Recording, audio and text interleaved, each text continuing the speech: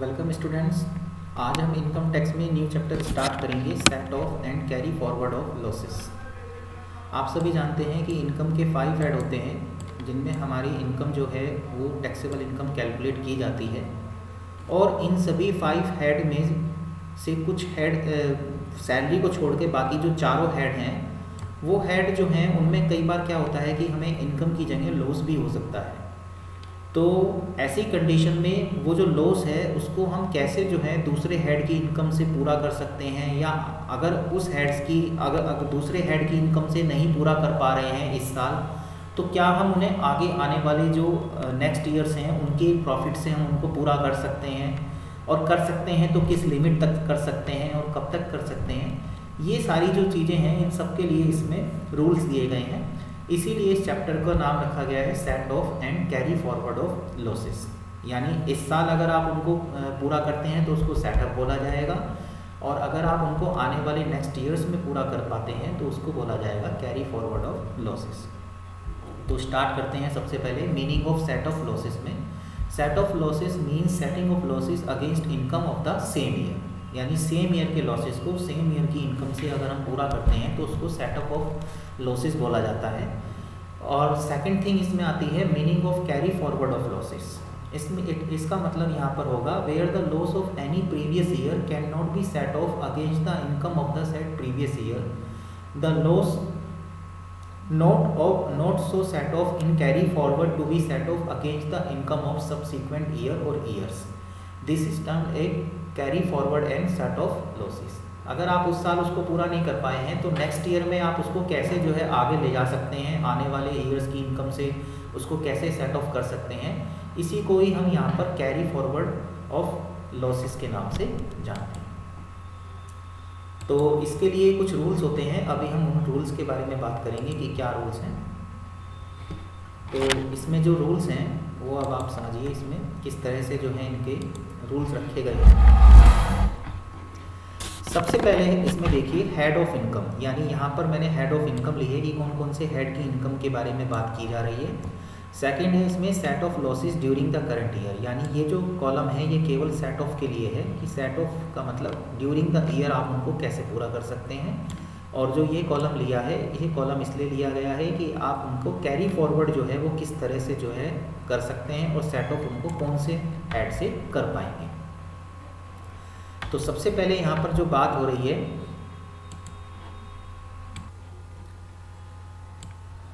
Loss from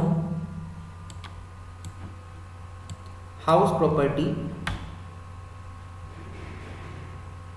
head में अगर आपको कोई लॉस हुआ है तो ये जो है उसके लिए यहाँ पर हम डिस्कस कर रहे हैं whether self occupied and rented, यानी आपका मकान चाहे सेल्फ ऑक्यूपाइड में हो चाहे रेंटेड हो,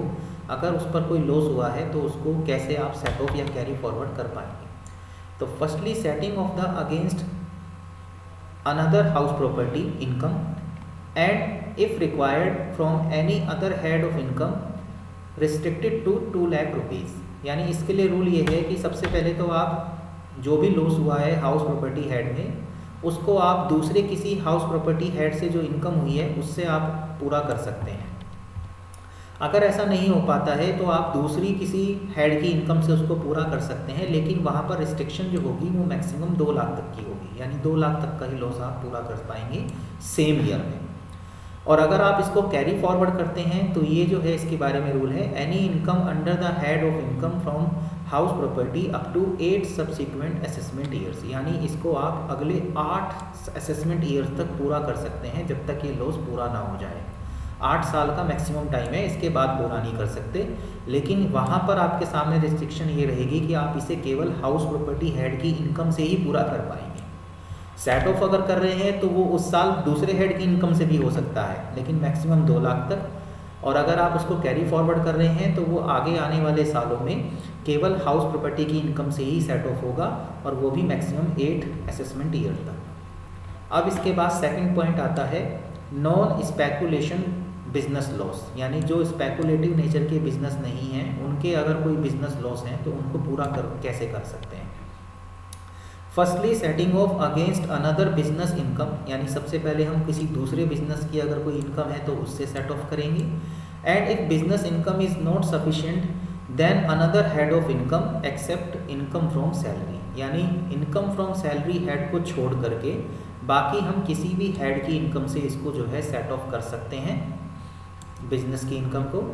लेकिन अगर हम उसको कैरी फॉरवर्ड करने जा रहे हैं तो ऐसी कंडीशन में any income under the head income from business और profession up to subsequent 8 assessment year, यानी फिर हम उसको अगले 8 साल तक केवल बिजनेस और प्रोफेशन हेड की इनकम से ही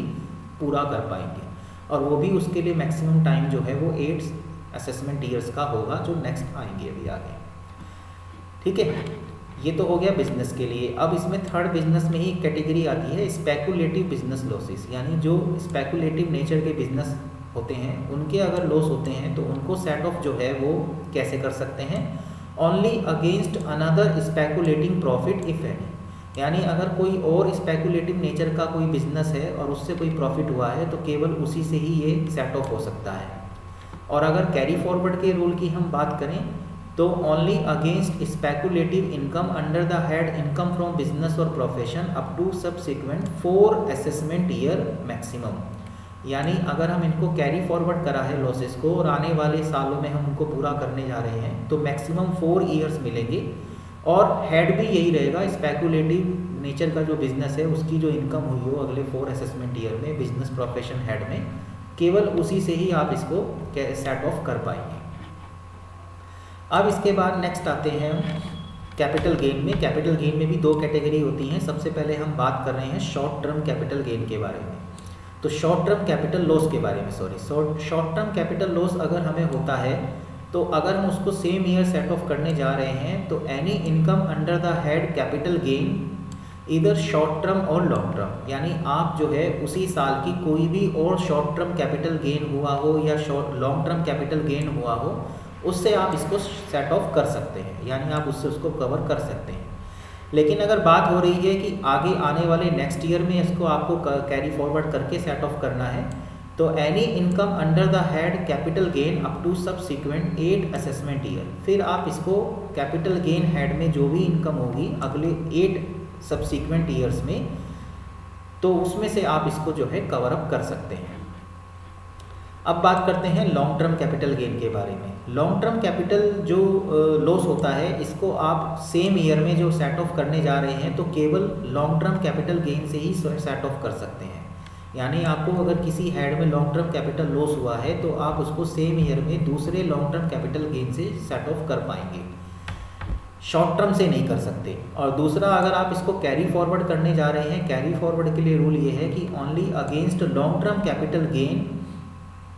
अंडर सब्सिक्वेंट 8 असेसमेंट ईयर, यानी अगले 8 सालों में जो भी आपको लॉन्ग टर्म कैपिटल गेन होगा उससे आप इसको सेट ऑफ कर पाएंगे। ठीक है, अब इसके बाद नेक्स्ट आता है फिर losses from the activity of owning and maintaining the race horse, यानी अदर सोर्सेज में एक इनकम आती है इनकम फ्रॉम हॉर्स रेस, तो ये उससे रिलेटेड है। अगर हॉर्स रेस से कोई लॉस होता है, कोई उसमें प्रॉब्लम मतलब लॉस हो जाता है तो उस लॉस को आप अगर सेम ईयर में सेट ऑफ करने जा रहे हैं तो उसके लिए रूल है only against income from the activity of owning and maintaining the horse race, यानी अगर आपको एक हॉर्स रेस से लॉस हुआ है और दूसरी हॉर्स रेस हेड से जो है इनकम हुई है तो आप इसको उससे सेट ऑफ कर सकते हैं, यानी हॉर्स रेस की इनकम को हॉर्स रेस के लॉस से ही सेट ऑफ किया जा सकता है। और अगर आप इसको कैरी फॉरवर्ड करने जा रहे हैं तो only against income from the activity of owning and maintaining race horse up to 4 subsequent assessment year, तो इसके लिए आपको अगले 4 असेसमेंट ईयर मिलेंगे जिसमें कि आप हॉर्स रेस से जो इन 4 सालों में आगे इनकम होगी तो उससे आप इसको सेट ऑफ कर सकते हैं पिछले लॉसेस को। अब बात करते हैं इसमें next unabsorbed depreciation of any period, यानी कोई भी ऐसा अनएब्जॉर्ब डेप्रिसिएशन जो आपका अभी बाकी रह गया है, जो अभी कवर अप नहीं हो पा रहा है, तो इसके लिए रूल ये है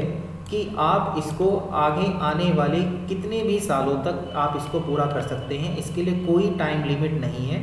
जब तक आप चाहें इस अनएब्जॉर्ब डेप्रिसिएशन को सेट ऑफ कर सकते हैं। इसके लिए रूल है unabsorbed depreciation can be set off against income of any head except the salary income, यानी बस आपको इसमें सैलरी इनकम नहीं मिलेगी सेट ऑफ करने के लिए, बाकी आप किसी भी हेड की इनकम से इसको सेट ऑफ कर सकते हैं विदाउट एनी टाइम लिमिट। कोई टाइम लिमिट नहीं है, जब तक आपका ये पूरा ना हो जाए तब तक आप इसको आगे ले जा करके कैरी फॉरवर्ड करके किसी भी हेड की इनकम से एक्सेप्ट द सैलरी आप इसको पूरा कर सकते हैं। तो ये जो रूल हैं ये सेट ऑफ रूल हैं कि कैसे जो है किसी भी हेड की इनकम को उसी साल सेट ऑफ किया जा सकता है या आने वाले अगले नेक्स्ट ईयर्स में कैरी फॉरवर्ड करके उसको किस तरह से हम सेट ऑफ कर सकते हैं।